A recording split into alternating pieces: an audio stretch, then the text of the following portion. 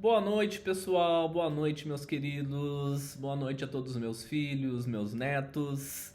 Esse é o nosso primeiro vídeo de muitos, onde eu, Pai Márcio de Oxalá, Babalorixá do Ile Axé Opobabá, venho aqui dividir com vocês um pouco do meu conhecimento para poder explicar para vocês um pouco mais da nossa religião. Nosso objetivo principal é orientar todos aqueles que seguem as nossas tradições, que seguem a nossa cultura, mas também é educar, né? É mostrar e ensinar a quem tiver interesse. Então, por favor, não esqueça de curtir o nosso vídeo, de compartilhar com as pessoas que você acha importante e também siga a nossa página aqui no YouTube, para que sempre que entrar um vídeo novo você ser notificado, né? Ative o sininho, certo? Bom, esse como nosso primeiro vídeo vai ter como objetivo principal explicar para vocês as 3 religiões que nós cultuamos aqui no Ile Axé Opobabá. Primeiro lugar, né? Por que um nome tão difícil, Márcio? Por que um nome tão complicado, Pai Márcio? Esse nome foi dado, foi criado à nossa casa para respeitar uma tradição, né? O nome Ile Axé Opobabá é um nome vindo da cultura Yorubá, né? Onde Ile quer dizer casa, Axé quer dizer força, energia, Opó quer dizer sustentado, né? Firme, Babá quer dizer pai. Então o nome da nossa casa, traduzindo do Yorubá para o português, quer dizer casa de axé sustentada pelo pai. Que pai é esse? Pelo pai Oxalá, né? Orixá, que é o dono do meu ori, né? Eu sou filho de Oxalá. Mas pai, o senhor não tem um Exu Tiriri? O senhor não é do pai Ogum da Umbanda? Exatamente por essas dúvidas que eu estou fazendo esse vídeo para a gente esclarecer essas 3 religiões. Nós aqui na nossa casa, aqui no Ile Axé Opobabá, cultuamos a Umbanda, a Quimbanda e o Batuque do Rio Grande do Sul. Eu vou contar agora um pouquinho para vocês a diferença básica entre elas e um pouquinho dos rituais que diferenciam elas uma das outras. Na sequência eu vou fazer outros vídeos também voltados para mediunidade, para outras questões que são importantes vocês saberem e entenderem para terem um desenvolvimento espiritual mais adequado, né? E que possam ter toda essa orientação dada por mim. E então vamos lá. Vamos começar pela Umbanda, né? A Umbanda é uma religião bastante conhecida aqui no Brasil. É uma religião brasileira. Ela foi 100% criada e estruturada no Brasil. A Umbanda foi criada em 1908, se não me engano, no estado do Rio de Janeiro. Acontecia que existiam cultos, como é que se fala? Existiam noites de trabalhos numa casa espírita kardecista, lá no Rio de Janeiro, até que um dia chegou uma entidade num dos médiuns e falou: meu nome é Caboclo das 7 Encruzilhadas. E ele não foi muito bem-vindo porque esse nome soou como uma entidade não com muita luz. E este caboclo falou: meu nome é Caboclo das 7 Encruzilhadas e eu vim na missão de criar uma nova religião no Brasil. Essa religião vai ser chamada Umbanda e a partir de agora eu vou chegar para passar todos os fundamentos que vão guiar essa nova religião. Então aí se deu o início da Umbanda aqui no Brasil. Então a Umbanda é uma religião que tem um pouco mais de 100 anos, né? 110, 114 anos tem a Umbanda agora. A Umbanda trabalha com entidades, né? A gente sempre ouviu falar nas entidades da Umbanda, Quem são essas entidades da Umbanda? São espíritos com maior grau evolutivo que nós, que utilizam da nossa mediunidade para prestar a caridade, o auxílio, o conforto aos demais seres humanos. Quem são essas entidades? Nós temos a linha de caboclos da Umbanda, que é toda aquela linha de mato: Oxóssi, Jurema, Jureminha, Cabocla Iara, Caboclo Guarani, Guaraci, etc e tal. Nós também temos a linha dos pretos velhos, né, que são entidades sábias, são entidades que já viveram bastante, têm grandes experiências práticas, não muito experiências intelectuais, mas eles são bem sábios pela vivência que já tiveram. E nós temos também a linha de Cosme e Damião, que é uma linha de espíritos de crianças. E temos também as demais linhas que a gente intitula linha de orixás, que daí Caboclo Ogum, Caboclo Xangô, Cabocla Inhansã, Cabocla Oxum, Cabocla Iemanjá, né, que são nomes de orixás que, pela sua proximidade de linha de trabalho, trouxeram o nome do mesmo orixá para a linha de Umbanda. Mas o Caboclo Ogum que responde na Umbanda não é o mesmo orixá Ogum que vai responder lá no Batuque ou no Candomblé. Quando a gente chegar a falar mais disso, de Batuque e Candomblé, vocês vão entender um pouquinho melhor, tá? Então, assim, a Umbanda tem essas entidades, esses guias. A Umbanda segue um sincretismo religioso bastante forte, né? Tanto que a abertura da Umbanda é muito normal ter uma oração de Pai Nosso, de Ave Maria, uma prece de Cáritas. É sempre primeiro elevado o pensamento a Deus, a Jesus Cristo. Vocês podem ver, esse aqui é o nosso congá de Umbanda, né? Lá em cima vocês não vão enxergar, mas tem o Divino Espírito Santo. Depois temos aqui Sagrado Coração de Jesus, Sagrado Coração de Maria, Nossa Senhora da Conceição.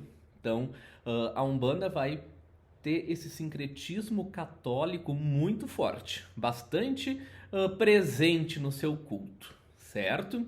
Então, o trabalho de Umbanda, né, é realizado através de sessões de Umbanda, aonde um cacique de Umbanda. Quem é o cacique de Umbanda? Cacique de Umbanda é uma pessoa que está apta a governar,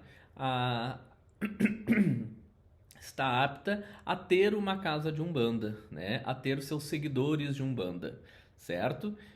Pai de santo a gente generaliza e chama todo mundo de pai de santo, né? Mas, na verdade, o pai de santo, ele é do Batuque e do Candomblé. O termo correto para quem é de Umbanda é dirigente espiritual ou cacique de Umbanda, certo, pessoal? Então, assim, para a realização de um trabalho de Umbanda, de uma sessão de Umbanda, é necessário ter um cacique e ter os médiuns na corrente. É feita uma abertura, geralmente o caboclo do cacique da casa, né, chega uma entidade, e logo após chegam as entidades dos médiuns que estão na corrente. Mas, Pai Márcio, qual é a minha entidade da Umbanda? Né? Quem é que eu vou incorporar na Umbanda? Primeira coisa, nós temos que ver se a pessoa tem mediunidade de incorporação, certo? Existem vários tipos de mediunidade. Existem pessoas que não têm mediunidade de incorporação. Então não pode ser de Umbanda? Claro que pode. Aí vai executar outros trabalhos dentro da casa de Umbanda. Como, por exemplo, vai ser cambono, né? Quem é o cambono? Cambono é aquela pessoa que vai auxiliar as entidades, vai alcançar objetos para a realização do trabalho, vai ajudar a entidade a transferir os seus conhecimentos, suas consultas para os consulentes. Enfim, cambono tem uma serventia enorme dentro de uma casa de Umbanda. E como é que eu vou descobrir qual é a minha entidade de Umbanda? Você vai descobrir sua entidade de Umbanda sendo um bandista, né? Não existe uma fórmula mágica, não existe um oráculo que tu abra e diga: ah, você na Umbanda vai ser do caboclo Ogum Beramar, ou vai ser da cabocla Jurema, certo? Isto acontece com o desenvolvimento mediúnico da pessoa. Muitas vezes a pessoa desenvolve com uma entidade, depois outra entidade assume a frente desta pessoa, enfim. Depois eu faço um outro vídeo falando somente de Umbanda, aí as coisas vão ficar mais claras, certo? Então o que vocês têm que guardar agora? Umbanda é uma religião nativamente brasileira, onde se cultua entidades que são espíritos com maior grau evolutivo que nós, que vêm para dar o seu recado, fazer a caridade e prestar assistência aos seus consulentes. Você, para ser de Umbanda, precisa ser iniciado na Umbanda e entregar-se à caridade. Ok? Segundo culto que nós fizemos aqui no nosso ilê, aqui na nossa casa, é o culto à Quimbanda, né? Os conhecidos Exus e Pombagiras, conhecidos muitas vezes pelo lado negativo, né? Quimbanda é um culto, então, às entidades de esquerda, também chamados de guardiões, porque eles executam essa atividade de guarnecer o ser humano. O principal objetivo de Exu é fazer guarnição, fazer segurança, fazer sentinela de nós na rua. Antigamente, no início lá da Umbanda, não existia um culto específico para Exu. Tanto que Exu era uma linha dentro da Umbanda muito pouco difundida, porque eles não entendiam muito bem. Então era normal ter sessões de Umbanda, aonde no final da sessão um médium apenas recebia um Exu que não falava, ele só chegava, descarregava a casa e levava todo aquela densidade energética, aquele peso embora. Com a evolução da Umbanda e também com a evolução dessas entidades, que antes eram muito marginalizadas e muito segregadas do culto da Umbanda, essas entidades foram evoluindo, foram ganhando força, e hoje em dia existe o culto da Quimbanda, independente da Umbanda. Existem casas que cultuam a Umbanda e a Quimbanda sendo uma subcategoria da Umbanda, e existem outras casas que só cultuam a Quimbanda, sem ter Umbanda acima dela. Bom, dentro da linha da Quimbanda, o médium vai fazer a incorporação do seu Exu ou da sua Pombagira. Para você saber qual é o seu Exu, qual é a sua Pombagira, tem que conversar com o Pai de Santo, tem que conversar com o Exu que já tenha um certo tempo, um certo desenvolvimento, né? Tem que ver se a pessoa vai ser médium de incorporação, enfim, existem várias coisas que têm que ser feitas e vistas para que a pessoa descubra qual é o seu Exu e qual é a sua Pombagira. Nós sempre temos um casal, né? Da mesma maneira que na Umbanda nós vamos ter um caboclo e uma cabocla, ou vice-versa. Do lado de Exu a gente vai ter sempre um Exu e uma Pombagira, ou uma Pombagira e um Exu. Por que sempre um casal? Porque são forças que se complementam, né? O masculino complementa o feminino e vice-versa.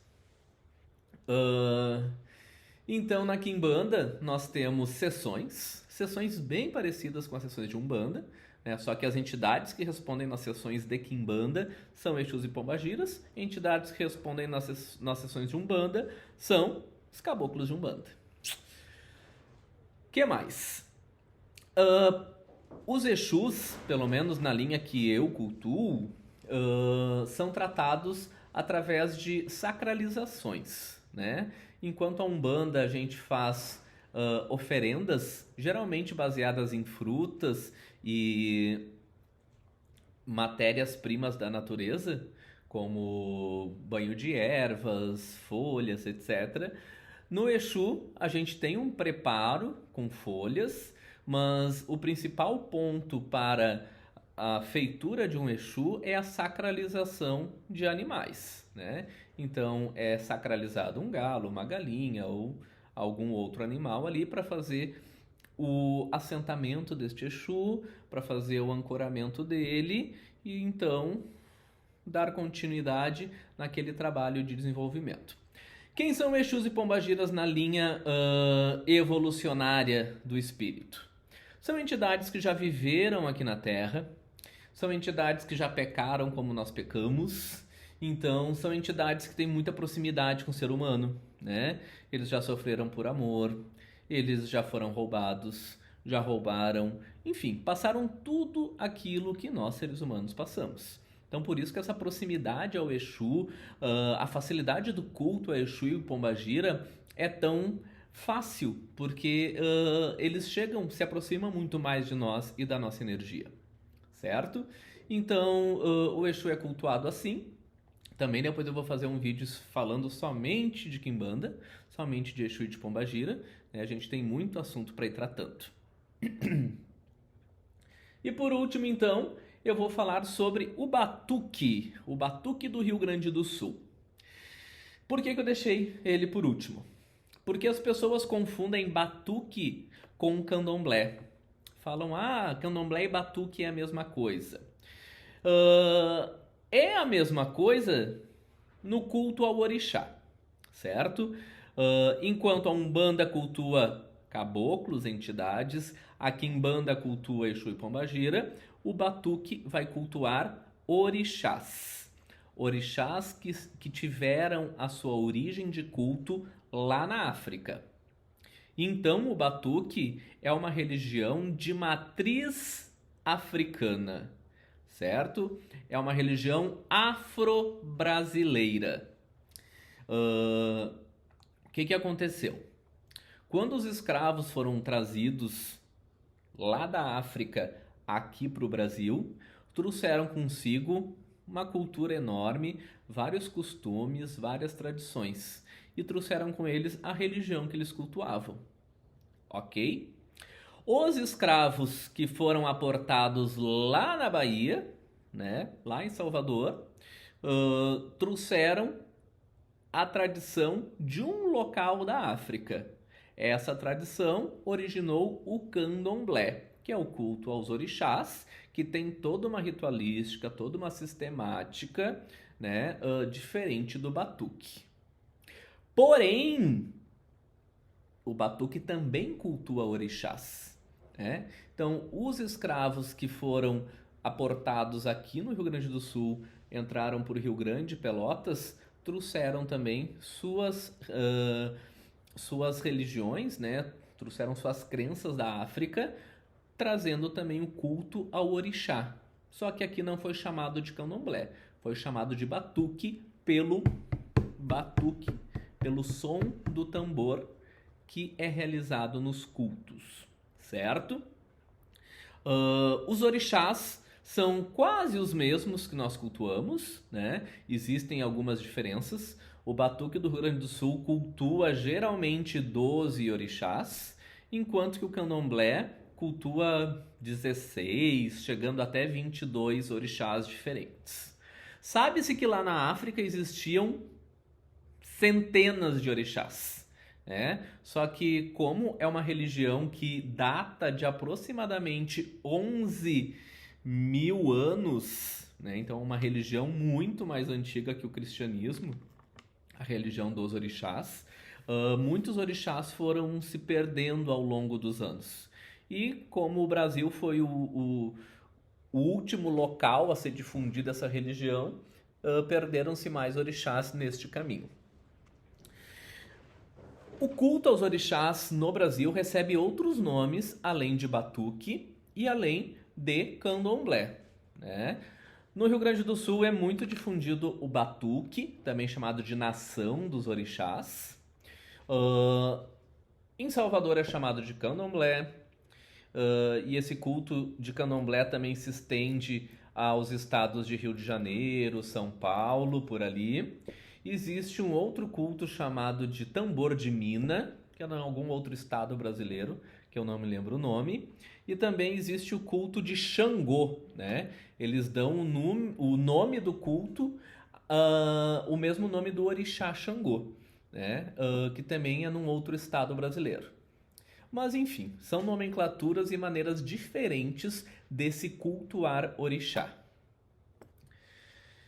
Quem é orixá para nós? Né? Agora eu vou falar tudo bem do batuque, que é a minha área de domínio, tá bom, gente? O orixá do batuque é um elemento da natureza. Por exemplo, quando tu vê o mar, quando tu vê o oceano inteiro, ali tu está vendo Iemanjá. Quando você vê uma cachoeira, quando você vê um rio, ali você está vendo Oxum. Quando você vê o universo, você está vendo Oxalá. E assim por diante. O culto ao orixá é o culto aos elementos da natureza, certo?